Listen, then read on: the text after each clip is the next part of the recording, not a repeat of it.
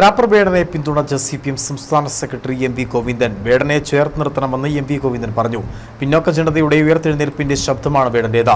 പറ്റിയ തെറ്റ് വേടൻ അംഗീകരിച്ചു, തിരുത്താൻ തയ്യാറാണെന്നും വ്യക്തമാക്കി. പുലിപ്പല്ലിന്റെ പേരിൽ വലിയ കേസുണ്ടാക്കാൻ ശ്രമിച്ചതായും അത്തരത്തിൽ അദ്ദേഹത്തെ അവസാനിപ്പിക്കാൻ നോക്കിയാൽ അംഗീകരിക്കാനാവില്ലെന്നും അദ്ദേഹം പറഞ്ഞു. എന്ന് പറയുന്ന അദ്ദേഹത്തിന് പേര് വേടനെന്നല്ല കേട്ടോ, അദ്ദേഹം ഒരു അമരനാമത്തിൽ വേടൻ എന്ന് പറഞ്ഞിട്ട് പരിപാടി അവതരിപ്പിക്കുന്ന ഒരാളാണ്. ഒരു ചെറുപ്പക്കാരൻ, ഒരു പുതിയ രീതി, യേശുദാസിന്റെ പാട്ട് പോലൊന്നുമല്ല, അത് ക്ലാസിക്കലാണ്. ഇതൊരു പ്രത്യേക ടൈപ്പ്. അയാൾ തന്നെ എഴുതുക, അയാൾ തന്നെ സംഗീതം ചെയ്യുക, അയാൾ തന്നെ പാടുക. ഭയങ്കര കരുത്താണ്. അത് ഈ പിന്നണിയിൽ നിൽക്കുന്ന ജനതയുടെ ഒരു ഉയർത്തെഴുന്നേൽപ്പാണ്.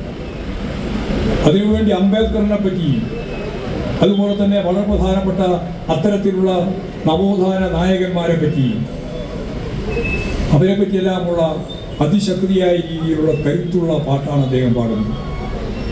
ആ പാട്ടിന് നല്ല ആകർഷണമുണ്ട്.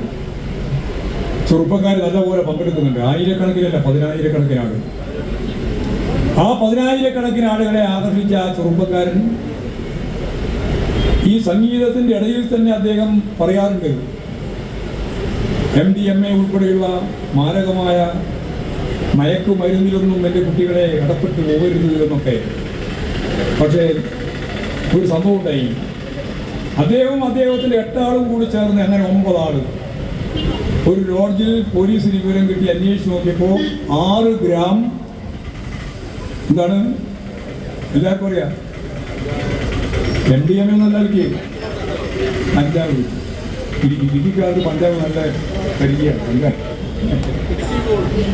ഇടുക്കി കഞ്ചാവ് കിട്ടി. തെറ്റാളും വേടന്റെ കയ്യിൽ നിന്ന്, അല്ലെങ്കിൽ മേശപ്പുറത്ത് നിന്ന്, അല്ലെങ്കിൽ അത് ഉപയോഗിക്കുന്ന റൂമിൽ നിന്ന് 6 ഗ്രാം ആയാൽ പോലും കഞ്ചാവ് കിട്ടാൻ പാടില്ല.